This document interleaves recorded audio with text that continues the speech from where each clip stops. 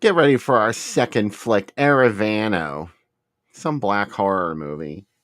Yeah. Or so that trailer says. Um, yeah, we hope you all enjoyed Blood and Black Lace. I know I sure did, and I'm pretty Yeah, sure if you haven't Sam seen did it too. before, it's pretty exciting to see for the first time. I wish I could see it again for the first time. Uh, so it's a still remains a pretty rough movie. There's a lot of murder in it and some shocking scenes. And also, as Bill reminded me, a really bad plan by two idiots that probably shouldn't have put that plan together. They think that they have put together a James Bondian plan, but it's really not at all. Oh, I mean, obviously she never went to the movies because she never saw movies where lovers double cross one another. No. And I still want to know how she survived that fall off the side of the house. I mean, a lot happens off screen sometimes, but that's too much. I have to see how she lived. Yeah. I, I like that it was all conveniently off screen because probably they didn't have the budget or they couldn't convince her to to do that stunt again. It's one and done in Italy and in Spain. I'm here to tell you, it's a very classy movie, but it's also a very scummy movie, and that's what I like about it. It does both. I'd love to know how he did that effect where he puts her hand and face on the hot stove. Oh, that part still upsets me. It's cringe worthy. I mean, Yeah. it's so convincing. And this movie's how old? Oh gosh, from like 1963, so 62 years old. Crazy, right? It's funny because I heard film historian and comic book artist Steve Bissett talking about it once, and he said that the first time he saw it was on WOR when he was a kid, and they left everything in it, and he knew it was coming back on in a few days. And he told all his friends, and he goes, sometime between the first airing and the second airing, people must have complained because it was all cut to pieces, because they would have got, the print and they could do whatever they wanted with it. And he said it played at midnight. Nobody cared. Nobody was watching because the second time they definitely cared. They cleaned it up a lot. I have to tell you, that's pretty amazing that you brought up Steve Bissett because I got a nice handwritten letter from him just the other day. Really? He watches the show and he was really excited about Jennifer, and he reads the magazine, I should say. And Mm-hmm. he was excited that Jennifer Upton mentioned the Yeti cycle in her review of Night of the Demon, the gory Oh wow. Bigfoot movie. And he said, "Yeah, I talked about that in the Severin documentary, but they didn't use everything, and that was something that they cut." Oh So wow. he liked that she brought that up. He's one of my favorite artists of all time. Him and John Toddlebin's work on Swamp Thing is like super beyond influential to me. His Tyrant comic is pretty much everything he's done. So, and then I discovered that he knew about movies too. His essay he wrote about Danger Diabolic made me love that movie. Could I love Danger Diabolic any more than I already do? Probably not. So, wow, that's awesome.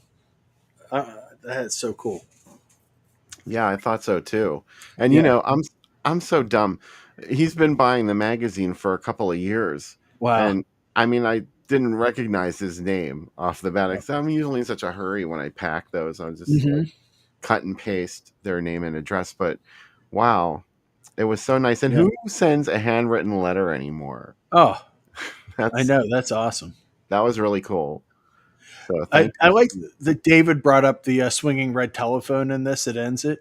I think that there's some thematic tied to Black Sunday too, with the telephone in that movie too, because the telephone story was really what one of Baba's big things.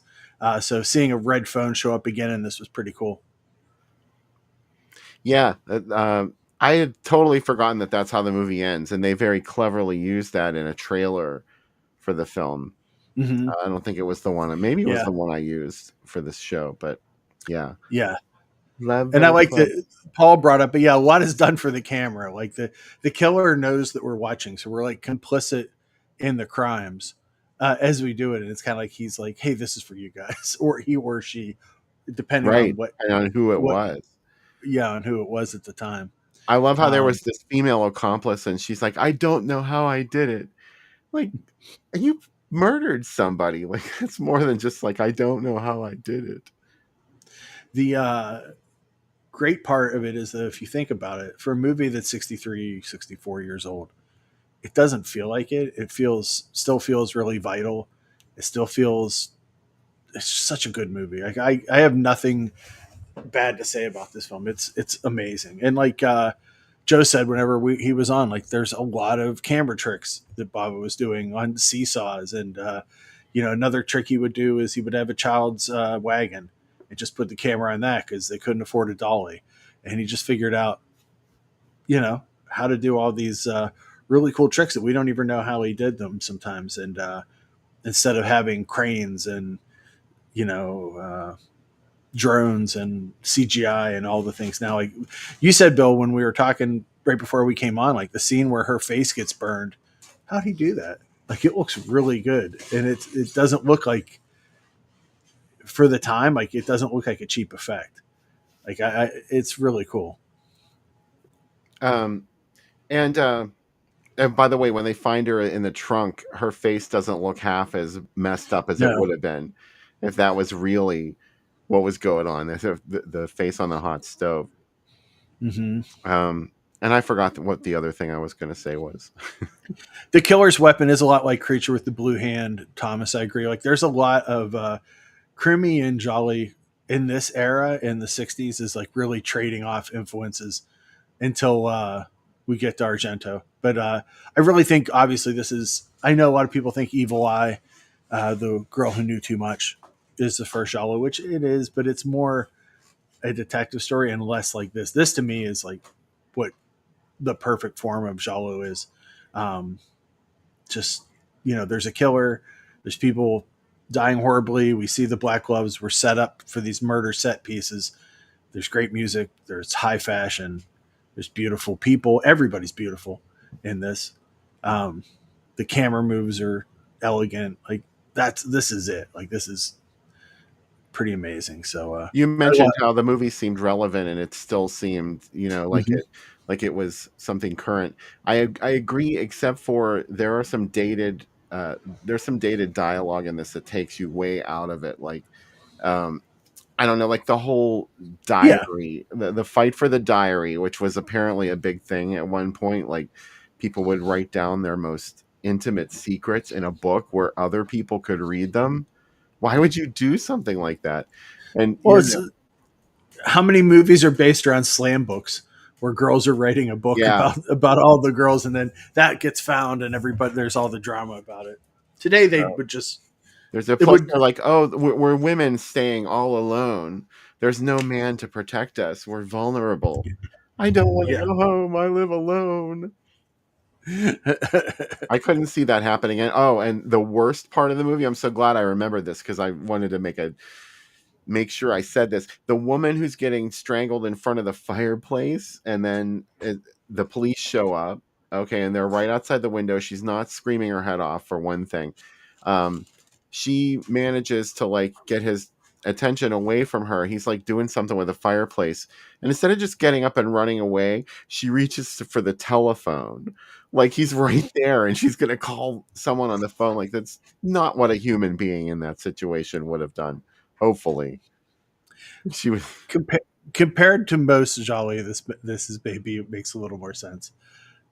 It's funny though because like as the form changes, and there's still Jolly getting made today in different ways. Like even the people that have become long term masters of it, when genres changed, like when we got to erotic thrillers, they all got to make these same movies again, and then torture porn happened, and Lombardo Bava made The Torturer, which yes, it has the requisite things that people are looking for post post Eli Roth, but it's still a giallo. Like, you know what I mean? It still has everything else in it. So that's what I like, is that they're always going to be ridiculous and always going to be strange. We've shown a lot of giallo on this season of the show. Between this, we showed two eyeball and Yeah, uh, autopsy, and we showed I Know Who Killed Me, which is the show. So this is like four this time. That's a lot in a row, but it's worth it. You could live on them. The one thing about I Know Who Killed Me is there aren't enough deaths. No, it needs that, and it needs like a little more fashion and a little. The sexiness should be sexy. It's the most unsexy movie ever. Like it has sex in it, but it's all just gross. Like none of it like inspires you or like turns you on. It's just gross. But I kind of like that for it. I love that for you. I love that for you. I love that you brought that to the table. Let us know in the chat what you thought of Blood and Black Lace, especially if this is your first time watching it, and if you enjoyed it.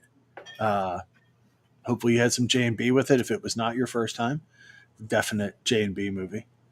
There's one moment in this movie that I always look for, and it's when she's being stalked in the room with all the props.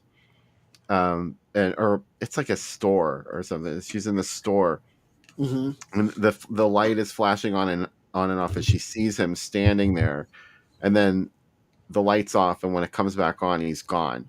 And probably the first time I saw that, it was really shocking. But now that it's all cleaned up and HD, you can totally see the cut where he disappears from it. And I was like, that's high resolution ruining a sight gag that probably no one noticed back in the day. I really want to know what it was like to see this when it played in the 60s in the US. Like this had to feel, if not controversial, like it's compared to like Psycho and stuff like where, the cuts and the killing are all through edits.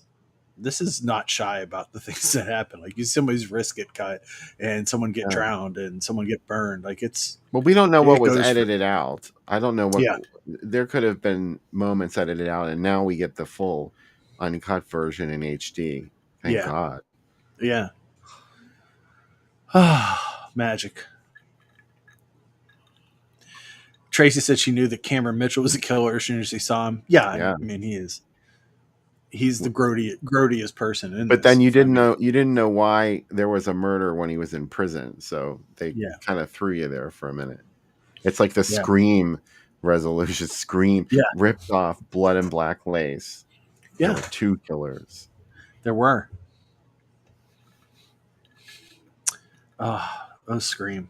Are you a Giallo? Probably a little bit. Slashers. You think Scream is a Giallo? Well, all slashers are the bastard, cousins that are like meth cousins of the Giallo. The Giallo is like done the right way, is like fancy and beautiful. Do you know what I mean? And gorgeous. And then slashers are just like, these kids are fucking in the woods. You hate Scream. I try not to. I wish you had seen Scream with me. I saw it at that theater in Dormont where I saw Gates of Hell. At midnight, like in the 90s. Bruce Lenz did those screenings. Yeah. And I saw it in that same theater, and it was packed. And everybody was like screaming and excited. So, I had that going for me. There was audience contact. Contact high. Z-Man. I have a dumb question. I went past it. It is still open. So weird. The Dormont, or not Dormont? No, there's the Rave Cinemas on McKnight Road. Is that still open? Because I saw it last night. It's the old North Hills Theater. It is still open. The Pittsburgh North 11. Yeah, it is because Fantastic Four is playing there and Superman. I saw it the other night and I was like, because we got off that exit and I was like, I didn't think that theater was still open, and it is. I realized I said the Dormont. I meant the Dennis. Oh, the Dennis. Okay. Not South Hills Theater, which was in Dormont. No. Well, the Dormont became the Hollywood Theater, didn't it? Wasn't that the same thing? Yeah, and then there's South Hills Theater, which was a little further up, and that's a CVS now. They tore it down. Bummer. And now it'll go out of business, too, after Rite Aid. Yeah. There will only be one drugstore left, and it will be Giant Eagle. And maybe in Walmart. Yeah. But yeah, I'd like to. We saw this at the drive-in, and it was awesome. When they did the 8 Jolly movies, and God, what a time to be alive, to see all those together. And I'm glad we watched it. I'm shocked that we didn't show this movie. before. Like whatever. It's so funny because whenever I brought up the Beckett, she's like, "You showed that already." I'm like, "No, we didn't." She's like, "How did you not show that? Like that's like Mm-mm. the the movie." Yeah, I know. We didn't. Somehow we didn't do it. How about these Well, music it box probably had movies? to do Beauty with and the whether it Beast. was streaming online. Like you really have to, Probably. we have to make sure it's free. So maybe Yeah. we couldn't find it. There's a lot of movies we never did because we couldn't find them. Kind of like next week's second movie. It wasn't streaming for a long time. Oh my god, am I excited about it? It is Next now. week, next week is going to be a challenge to the audience. Yeah, it might be Will you the stick last with us? episode of this show you ever watch. Yeah, you'll be like, I know you guys have showed some bad movies before, but can you take it? Like this is, and these aren't so bad it's good because I don't believe in these. I've never seen the first movie, believe it or not, but the second movie I have seen so many times, and I'm so glad that it's streaming. And Man, I could talk about it for hours. Um, and I will next week. Yeah. There's your teases. They're uh, both American movies next week. No, they're not. They're not. One is and one isn't. Correct. One Yes. movie's Canadian. Yeah. It's Jenny. It is not Mummy Theme Park. I really wish it was Mummy Theme Park, which is streaming. But Bill has told me numerous times if we show that movie, people are never going to watch the show again. Um, I don't but know. I think I said we can't show Mummy Theme Park and something else similar that and you the wanted. second week movie next week. Yeah, you're right. Yeah. It is not Things. Don't because that is Canadian. It is not Troll 2. It's No. Italian. It's not Cannibal Hookers, but there is We've some done good Troll stuff. 2 on the show. Yeah, I'm Gene Freak. Oh man, I love Troll 2. But yeah, it's you're gonna get some good old fashioned junk next week. The kind of stuff that I Yeah. shoot right in my veins, my eyes to watch. But anyway, I'm excited about those. But yeah, Blood and Black Lace, and we have a thriller coming up. I feel like Count Floyd. Ooh, kids, we have a thriller coming up next. Wow. Dracula, Prisoner of Frankenstein. Jess Franco getting to make Universal Monsters, kinda, sorta, uh, Kinda. kinda his own way, his own thing, baby. He's his own bag of monster movies. I'm doing my own thing in my own time, Daddy. I was so glad when you texted me about this. You texted me at like 2:30 in the morning one day, and you're like, one night, you're like, I love this movie. Like, where has it been? Why have I not loved this movie more? And I'm like, I know. That's how I feel about All Yeah. Just. Yeah.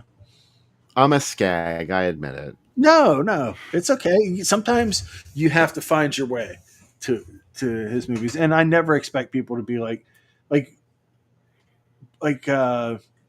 we showed Venus and Furs, which that's a good one, right? That's a good like entry point for Jess, and like I don't expect people to go deeper than that. Maybe they shouldn't, right? Maybe that's a good stop. Maybe we also showed Bloody Moon, and we haven't shown Faceless yet. We should probably show Faceless, but these are like there's a couple where you're like, yeah, those are solid, but then there's some deep cuts where you're like, wow, really? This is not in the deep cuts. This is still in the it makes sense world of it as much as his movies make sense. Um, I love these Euro horror castle monster movies. They Yeah. just make me happy inside. Like this is if I saw this as a kid, I'd be super jazzed because like any more movies that kept me in the world of Frankenstein and Dracula, I was all about. Yeah, I wish I could have seen this when I was a kid because there's no sex in it, really. I mean, Mm-mm. you know the reputation that Jess Franco has.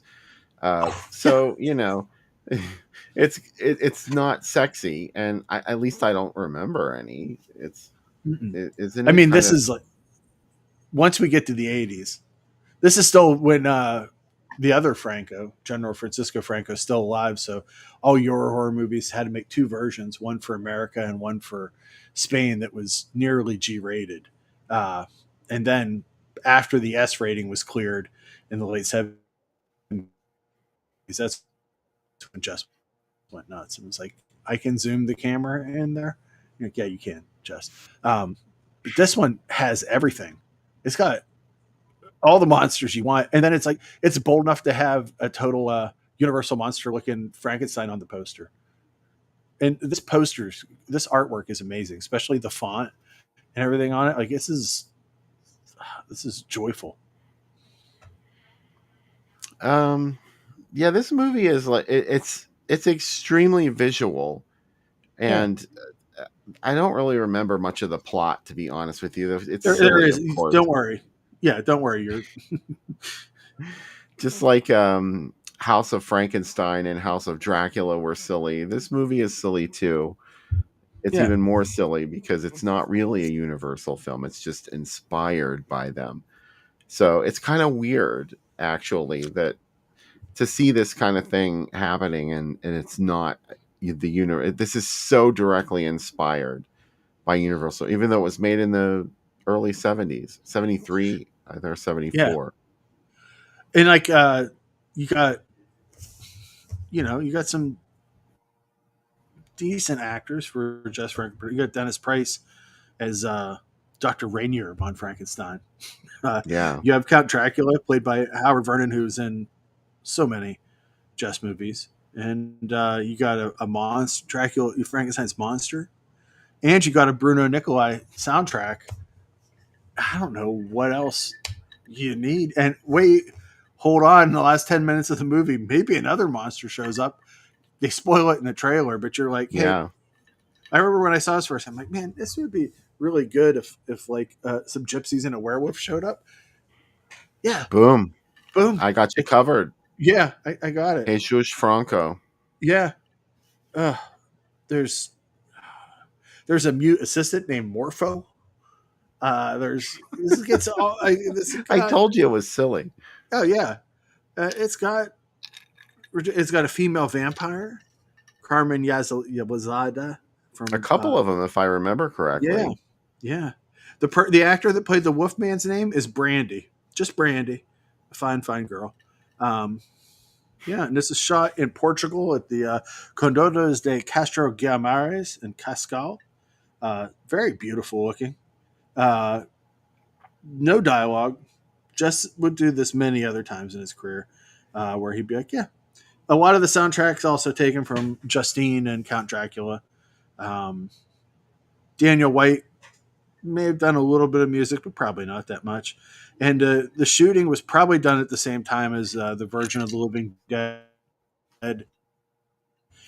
and also a couple of the Schoolgirl Report movies. So like when Just makes some of these, sometimes he's making like 10 movies. Maybe even the people paying him for the Schoolgirl. movies don't realize that he's doing it. Yeah, there was another version of this made with additional nudity for foreign markets. Who knows? Maybe you'll get to see a titty. How much luck? Maybe you'll see balls. Who should be? Who Right. should be so lucky? Right. Yeah, Like they're going to show balls in this that's what movie. just like in this movie we show balls of Dracula. I would call this screwed O Dracula is like is what we're a two-headed monster right now. But yeah, just from this picture, you're like you know what? Even if this movie's horrible, which it's not, if I saw this ad, I'd be like, you know what? Good. This is awesome.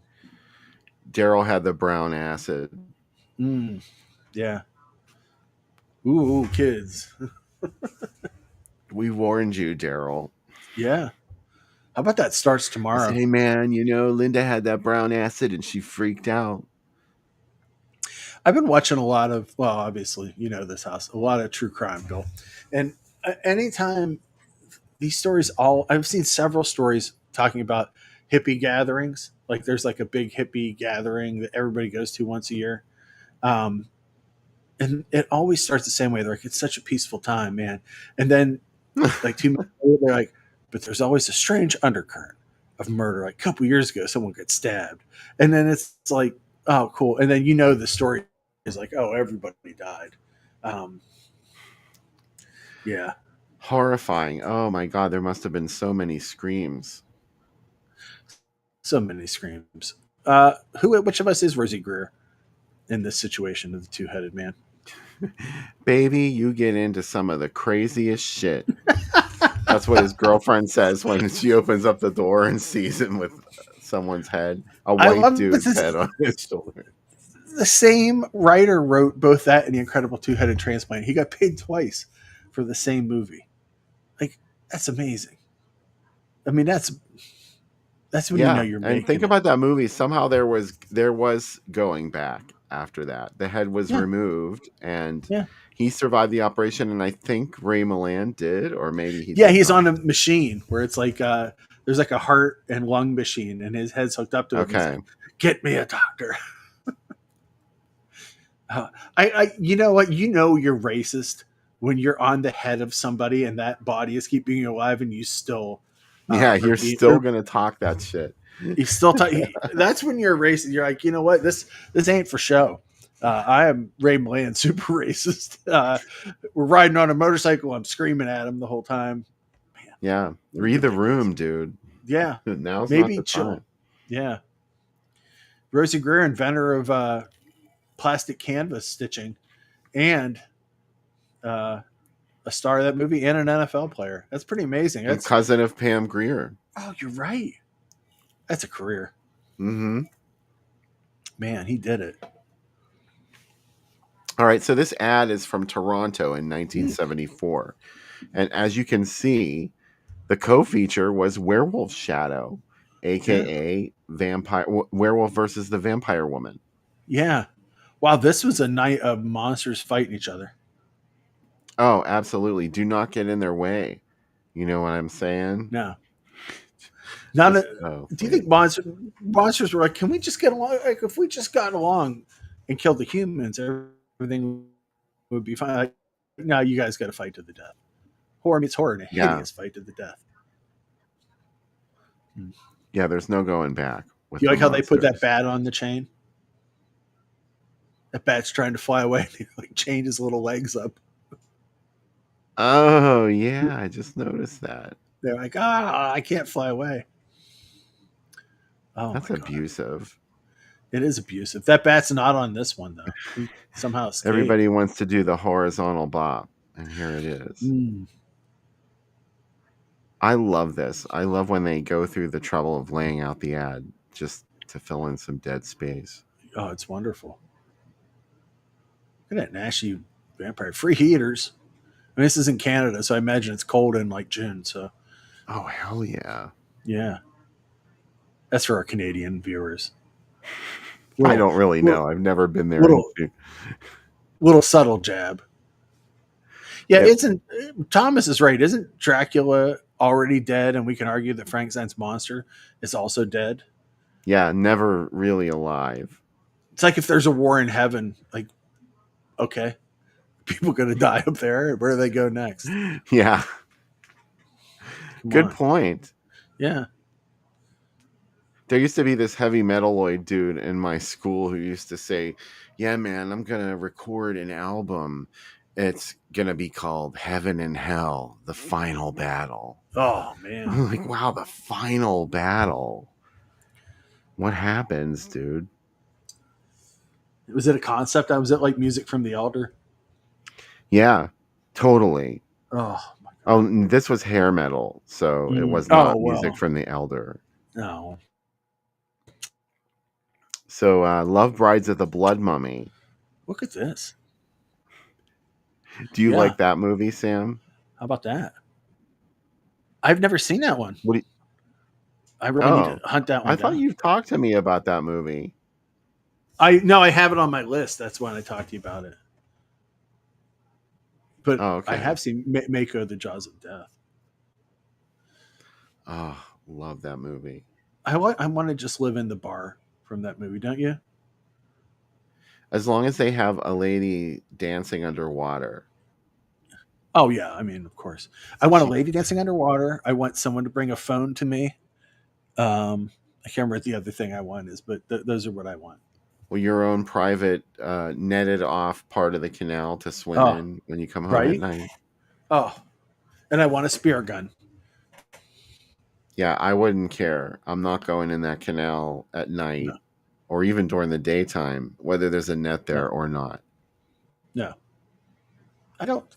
Get a pool. Just get a pool. Yeah. Or Yeah. light that shit up at the very least. Light Yeah. that shit up so I can look in that water and see there's nothing in there. Then maybe. Yeah. I have a friend. Anyway, A friend. She lives in Orlando, and she's like, "Oh, there's an alligator out in the yard." Well, fuck that shit.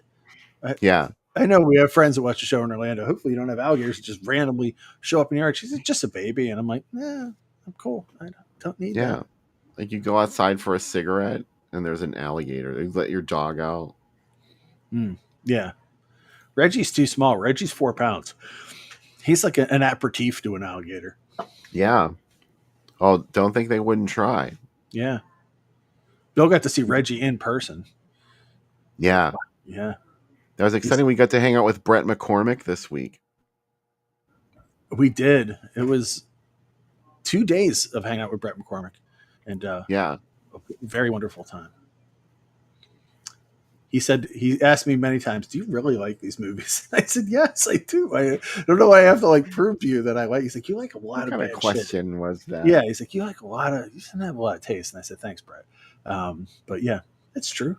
I admit it. Ooh. Man, this ad's making me happy. I that Dust to Dawn Thrill show, I would have been there for all of it. Hopefully, they would have gave me Yeah. donuts in the morning. I'm here for my donuts. That's what I want to say. Canadian donuts. Oh, Krillers, yeah. Some Krillers, some back bacon, and some Molson if you make it through all 5 movies. And a bag of milk. How about the Murder Clinic How showing about with this G Beast? Oh, I like that. Mm-hmm. And of course, I like the that. Murder Clinic was one of the movies in the Orgy of the Living Dead retitled triple feature, although I can't remember which one. Curse of the Living Dead, I think so, yeah. Revenge of the Living Dead. Right, yeah. I don't know, because Kill Baby Kill was one of them too, and either title would fit. Yeah. It was just whatever reels they put on. I guess. Or they had titles cut into them. Yeah. Daryl said I would get a bear claw. That's what I would get if I made it through those movies. What if we showed Grizzly and Claws, and if you make it through both, you get a bear claw donut? I think that's a night at the movies. Take We have a revenge donut. on the mean bears by eating their claws. Yeah, as long as we don't have to watch Grizzly 2. That was a horrible experience. I waited for years to see Grizzly 2, and I still haven't watched it. don't do it to yourself. I've never seen it. It's very Boogeyman too. It's very much like, hey, what if we took a lot of the good shit? Well, see, I love Boogeyman 2, though. Boogeyman 2 is good, though. That's the difference. Boogeyman 2 suggests that we're going to get more Boogeyman. He was going to do a TV series. He really was before he died. Like that was his next goal, was to do a Boogeyman-based anthology series. Holy shit! I remember. Yeah. Oh, man, I'm gonna watch Boogeyman again soon. I haven't watched it in a while, and it's a religious experience when I watch it. I have to watch Boogeyman 2. Yeah, you could just watch 2, and you're fine. You get it all in one. You know, one time I went to visit a friend who lived in New Jersey, and when I got there, he was at work and he couldn't get home until later. And he was like, just watch TV or something. And I was all alone in this strange house I'd never been in before, and I watched Boogeyman 2. And it was a really strange experience. Boogeyman 2 is kind of like, it's even more dreamlike than the first film, because there's so much going on, and then there's that really bizarre ending. Yeah, it's like what it's like a Jerry Warren movie. Yeah, a bunch of films pasted together, and you're not sure which one is which. I also like that is the story from Boogeyman 1 a movie in this universe, or did it really happen and they're filming the movie about it? There's a lot. Well, I thought it was supposed to have been real, because she had a piece of the mirror. Illogically, she kept it in her wallet. Just in case. I'm going to keep this in case there ever has to be a sequel. Remember that time that guy in the pantyhose on his face was fucking Mom? Mm-hmm. Yeah. I can't ever forget about that. We can't forget about it. Oh, man. Why did he have? I guess he was just. They were playing a kinky game. They were playing a He had the kinky pantyhose love on game. his The head. kids walked. The kids walked Oh, in. the old pantyhose on the head Yeah, game. the old pantyhose in it. We've all done it, right? I mean, that's. I've done it tonight already. Oh, okay. We should come back for the third segment doing it. We'll have pantyhose on the head. There is not a pair of pantyhose in this house, Sam. I know you may find that hard to believe. No, I don't think there's a pair in this house either. Believe it or not. Maybe Do some people even wear pantyhose anymore? they wear legs. Is it strictly a Legs. fetish thing now? Oh yeah. Eggs. You have to pronounce it the right way because it's in an egg. Get it? Legs. Eggs. Yeah. Nothing beats a great pair of legs. Joyce DeWitt sold legs, I think. I had a big Joyce DeWitt crush as a kid. Who did? Everybody else, I mean, no, because everybody was like, "Oh, Cindy's the cute one." I'm like, "Are we missing Joyce DeWitt? She wears like a long pajama shirt all the time. Like, this is amazing." Like, I was like, like 4, and I was like, "Don't know what's happening," you know. No, Cindy?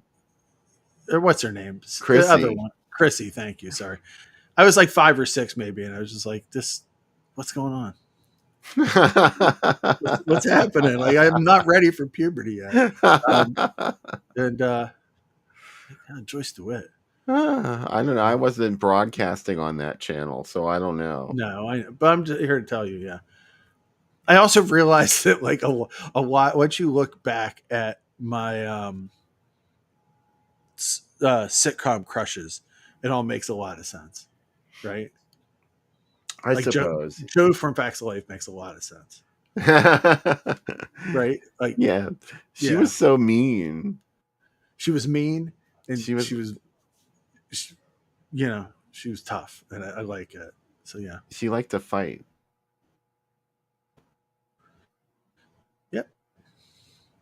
yep, that's what I love. So, anywho, I'm really excited for this movie, though. I think it creates a universe, and it's got 2 sequels too coming out of this. There were 2 sequels. Which were If I had only kept that page open, Bill, on my phone, Erotic Rites of Frankenstein and Daughter of and Dracula. Daughter of Dracula. Yeah, and I think that those are both pretty good. Jess had already made a couple vampire movies by this point. He'd already done This one doesn't work. Vampirus. How about it's right across our faces? Right here. Put it right here so we're like, you don't know who we are. Mm-hmm. Yeah, there we go. Yeah. Oh, that's good. Anywho. Wow, there's some strong comments about it. Anitra Ford being better than Farrah Fawcett in the comments, Vince. It's a tough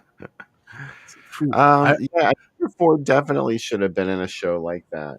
And as we found out on last week's show, Jennifer Ashley could have been considered for it, but her agent said no.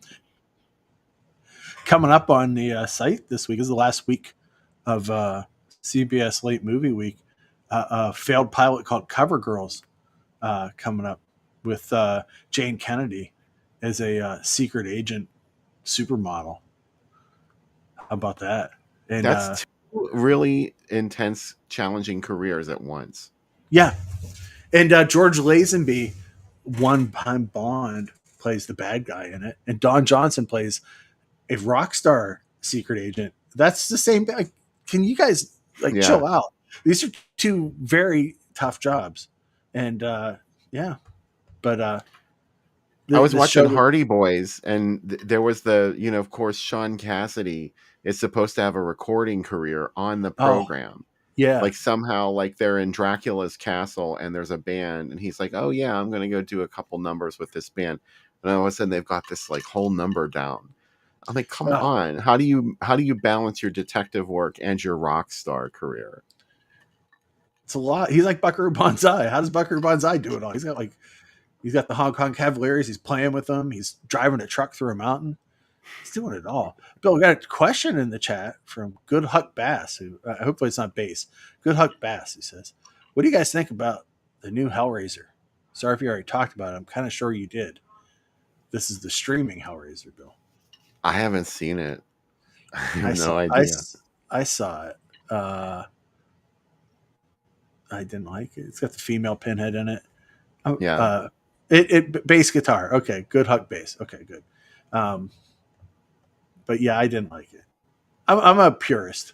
I think you can say that pretty much none of the Hellraiser movies are good after the third one. But you know what? I've been here for all of them, and God damn it, I'll watch every one of them. It's like I feel like I owe a debt to some movies where like I'm going to watch them. Brett and I were talking about Ghostbusters, and he's like, "Have you seen the other Ghostbusters?" Yeah, and he said, "Do you feel like you owe Ghostbusters something because you like the first two and you have to watch all of them?" I said, "Yeah, I do. Like I feel like I owe it a debt of some I sort." was peace out after Hellraiser 4. Or at 3 maybe. I think I only went as far as 3. I really like 1 and 2. I even like 2, and a lot of people hate that one. I like 2. I saw 2 before 1, so usually that's the way that I do it. Mm-hmm. But 3 I like a lot. I sound jaded as fuck. No, I'm not. I like 3 a lot because it's in space. And all good sequels should go to space at some point. I like Jason X. I'm not jaded because I love Jason X. I own Jason X on UHD. That's not jaded. That's love of shit. Do you love bumping into Doug Bradley at the drive-in? When I'm peeing? Yeah, it's terrifying. That actually happened. I was peeing and I was super high, and I looked next to me, and Doug Bradley was right next to me, and I went, ah! And I'm like, don't pee on Doug Bradley. He was in a snack bar with me once. I always see him in the snack bar. It's like we're like in tune with when we go, because it's always when the movie's on and there's nobody in there. But did he say we have such delights to show you, and then handed you your what do you call it, your funnel cake? I never talked to him. I mean, I talked to him once. I think the first time I saw him, I was like, "Whoa, Doug Bradley!" Like I didn't know he was there. I didn't know he lived here now. Yeah, Monroeville. Yeah. But after that, I just kind of like gave him his space. I'm like, he's just out at the drive-in. He's hanging out. Yeah, I don't want to like overreact to him when I'm peeing. Mm-hmm. You know. Also, it's one of those moments like that only drugs can bring you, where you're like, how much time have I been standing? Have I been standing here for 20 minutes?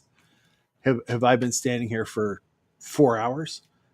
You know, if I've been just peeing for 30 seconds, I don't know how long it is. Like I have no concept anymore, and things are starting to. It's like, and I'm going to end up eating pepper at a convenience store again. So, anyways, this was not that night. This is a different night. Hey, why don't we take our commercial break? How about it? Well, that sounds good. All right, we'll be right back. In the meantime, enjoy this.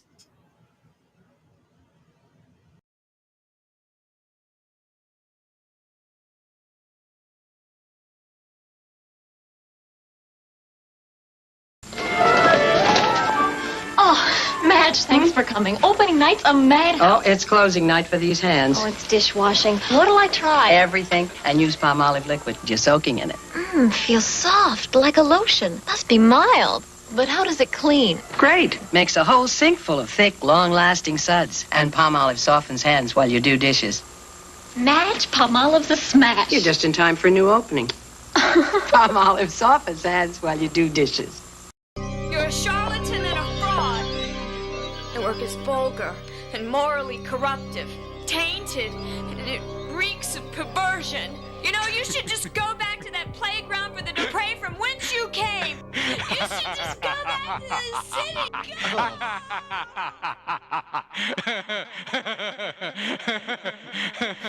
What you said and did this evening, Richard. What I said and did this evening was merely to express myself. But the people in this town, Richard, they're different from the city. Their style is different.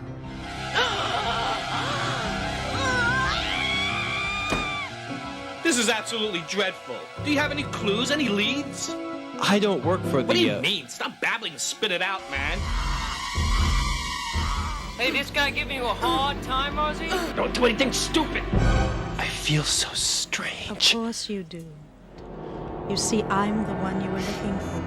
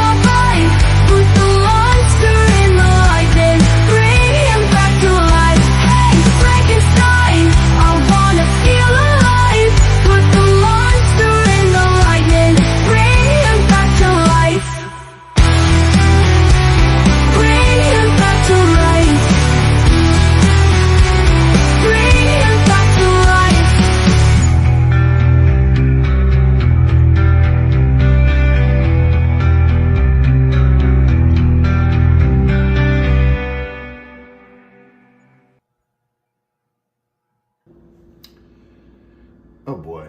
A Jess Franco movie means you gotta got a lot of booze. 2 ounces vodka, ounce of blue curacao, and 2 and 2 of pineapple and orange juice. This is Frankenstein, Prisoner of Booze. Wow, and my wife has been so kind to already pour these. Here's the booze. It's probably gonna be Frankenstein color, I'm telling you. And then there's your juices. A lot of juice in this, so if you're diabetic, bad news. If you have scurvy, good news. If you're thirsty, the best news.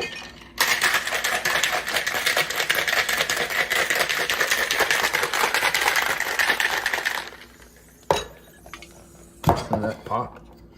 There we go. Ooh. Look at that Dracula, Frankenstein. Wow. Pretty. What a cool color. But how does it taste? Mm-hmm. Pazuzu. Tastes wonderful. This is the kind of drink you can go to TGI Fridays and get one of these and you probably get like a light in it or something. Mm-hmm. Anyways, enjoy the movie. Enjoy the drink. See you in a bit. Pazuzu. Pazuzu. Hey, Frankenstein, don't kill my vibe. So harsh, my mellow. Hello, Frankenstein. I got the drink here, and it is good. I think that bat effect has to be one of the worst things. One of the worst. There are many bad bat scenes. The one in Suspiria comes to mind. If you want to start right at the top. And then also... Lizard in a woman's skin. I think even that is more convincing than the Suspiria bat. And also the Mexican vampire movies, really bad vampire. Oh, Scars of Dracula is a bad bat movie. Yeah, that's got a bad one. Yeah. Yeah, but this has got a bad bat. I didn't make your fruity drink. I have my Jameson. It's okay. That's classy. This is a fruity drink for this. I know I love fruity drinks. I do. In fact, I had a melon ball in the first segment, so wonderful. I'm going for the whiskey. Yeah, I'm very excited about this. I'm gradually getting more excited as we get closer. Are you? Oh yeah, excitement's reached fever pitch. Let's get you really excited about it, Sam Panico. Yeah, exactly.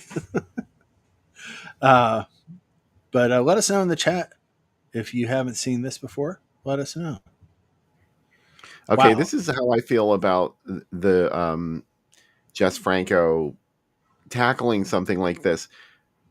It's kind of strange because it is so directly influenced by Universal monster movies, and yet they don't have the budget for it, obviously. I just mentioned that.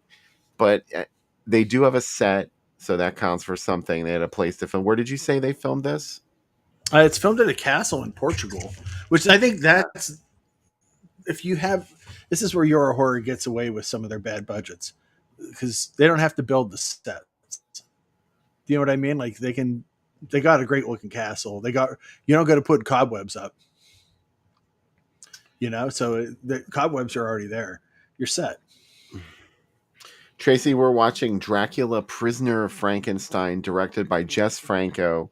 It's streaming free on Tubi, and you can just go to Tubi, and it's on free on YouTube too.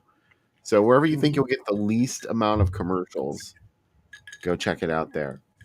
Yeah, and hey, I don't know if you guys noticed, Mike Justice's cat Wally showed up in the trailer for this movie. That cat looks just like it's like baby Wally shows up in it. I never thought of that, but yeah. Right. Jess Franco movies are not like anesthesia for me. They're like smoking weed because like they give me the same feeling. They're very much like they're movie drugs. I don't know. Like it's like this one moves. I mean, yeah. I think this one moves. This is probably one of his more accessible films, I would say. Yeah. It's probably for the lack of dialogue makes it better.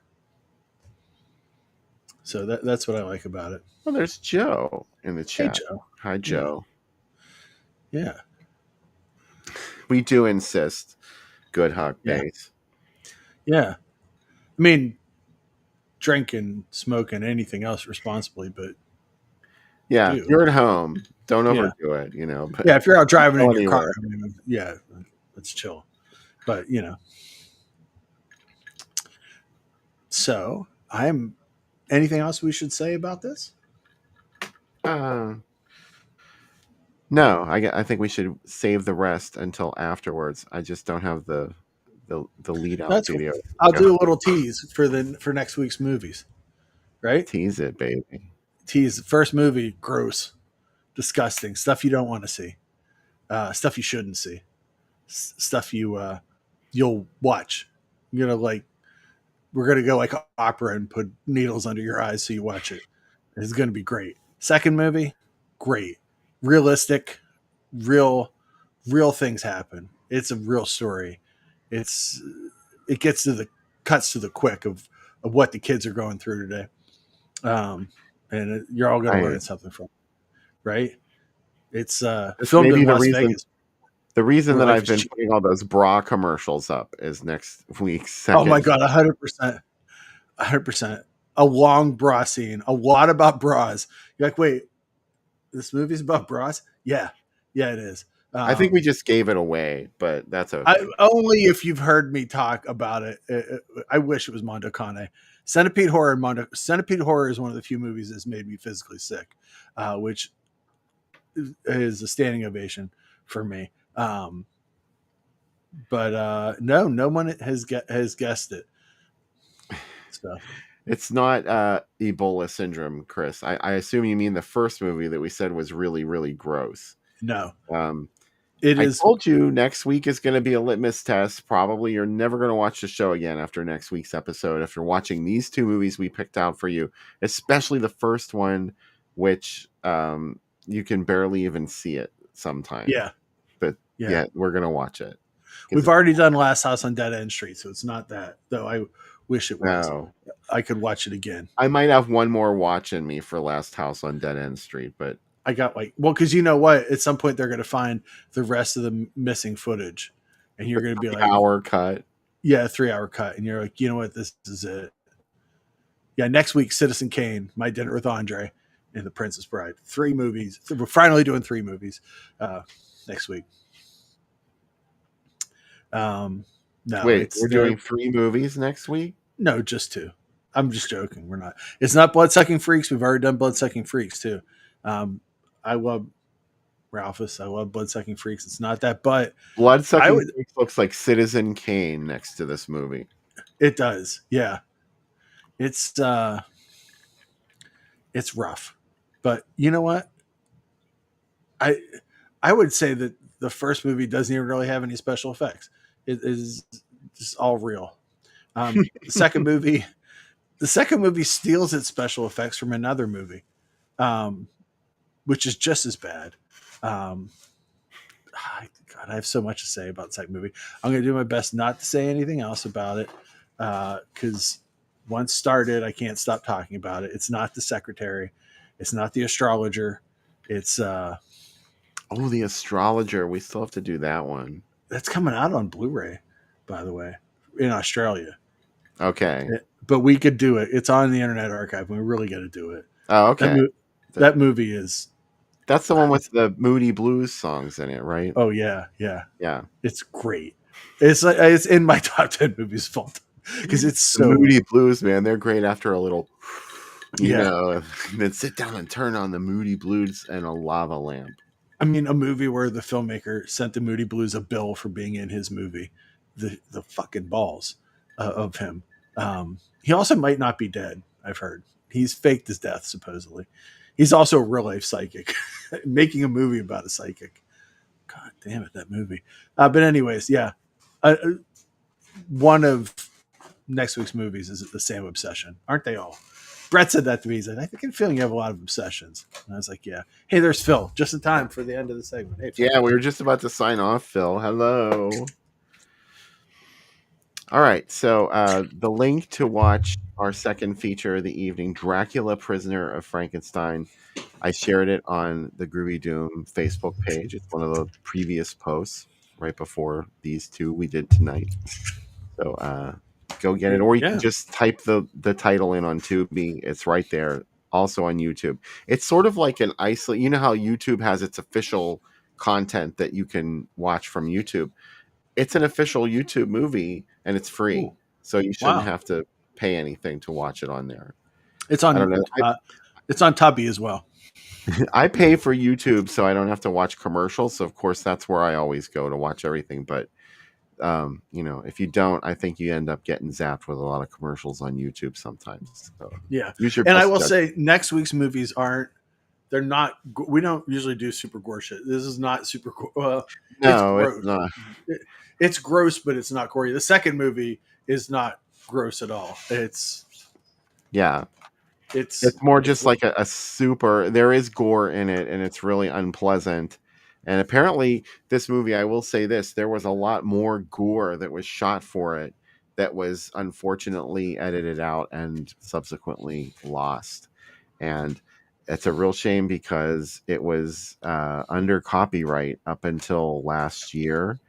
So now, and there is a surviving 35 millimeter print of this film. So we may end up getting a Blu-ray of this, hopefully sometime in the next couple of years. The second movie, most desired films on Blu-ray. The second one was one of mine, and there might be one now. And when it came out on Blu-ray, there is. Yeah, it came out last year, and when it came out, I had only seen it in the most battered format possible, and that's how I see it. And now that there's a cleaned up one, I'm like, oh, that's what was happening. Oh, cool. Oh boy. Okay. All right. Enough clues. Let's get to the movie. Yeah. All right. And come back afterwards. We'll have lots more to say. It'll be the third segment, so who knows what we'll be talking about. But one of the things we'll talk about is Dracula, Prisoner of Frankenstein. Go watch it.